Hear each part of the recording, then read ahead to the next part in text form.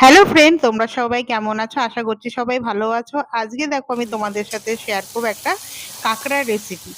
কাঁকড়ার রেসিপিটা করার জন্য আমি এখানে মিডিয়াম সাইজের 4টে বড় পেঁয়াজ নিয়েছি। তার সাথে নিয়েছি দুটো রসুন। এগুলোকে পেঁয়াজটাকে আর দুটো টমেটো, পেঁয়াজ রসুন আর টমেটো গুলোকে ভালো করে ফাইন চপ করে নেব। এবার আর এদিকে আমি কাঁকড়া গুলোকে সেদ্ধ করে নিয়েছি, সেদ্ধ করে হালকা শ্যালো ফ্রাই করে নিয়েছি। আর এদিকে কড়াইয়ের তেলের মধ্যে দিয়ে দেবো গোটা গরম মশলা।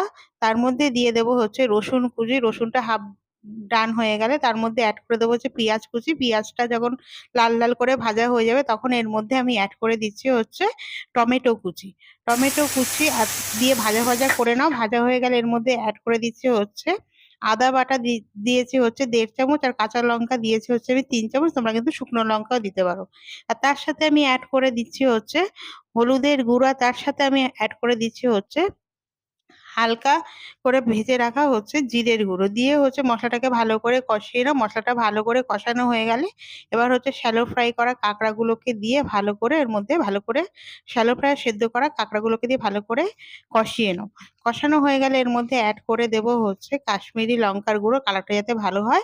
এবার যখন মশলাগুলো ভালো করে কষানো হয়ে যাবে তারপরে এর মধ্যে অ্যাড করে দেবো বেটে রাখা চিনেবাদাম। চিনেবাদাম গুলোকে দিয়ে ভালো করে মিক্স করে নাও। আর লবণটা তোমরা তোমাদের টেস্ট অনুযায়ী দেবে।